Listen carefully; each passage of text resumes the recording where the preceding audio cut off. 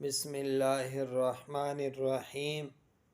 حضرت ابو ہریرہ رضی اللہ تعالیٰ عنہ نے روایت کی ہے کہ رسول اللہ صلی اللہ علیہ وسلم نے ارشاد فرمایا کہ جو شخص کسی کاہن کے پاس گیا جو غیب کی خبریں دیتا ہو، یا اپنی بیوی کے پاس گیا اور اپنی بیوی کے پاس جانے کے دو وجہ کہ اس کے پاس گیا ایام حیض میں یا اس کی دبر میں مباشرت کی، تو آپ صلی اللہ علیہ وسلم نے فرمایا کہ وہ محمد صلی اللہ علیہ وسلم پر نازل کردہ دین سے بری ہوا۔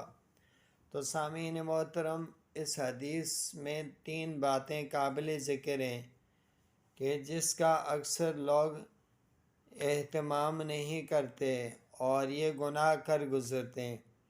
پہلا یہ کہ کاہنوں کے پاس جانا، مداریوں کے پاس جانا اور ان سے غیب کی خبریں لینا۔ غیب کا جاننے والا اللہ ہے اور کوئی مداری جاننے والا نہیں۔ غیب کی خبر لینا اور یقین رکھنا کبیرہ گناہ ہے۔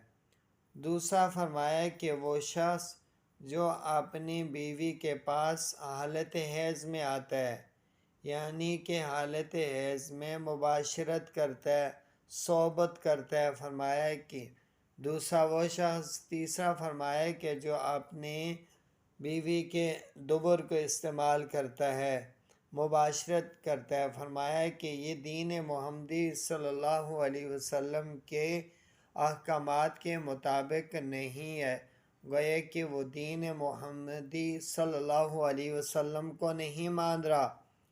تو ایسے شخص کے بارے میں فرمایا کہ وہ ہم میں سے نہیں ہے، وہ شریعت محمدی سے بری ہے، گویا کہ جو آپ صلی اللہ علیہ وسلم کے دین سے نکل گیا، اس کی نہ دنیا نہ آخرت۔ امید ہے ویڈیو اچھی لگی ہوگی، اس کو سنیں اور آگے شیئر کریں۔ شکریہ۔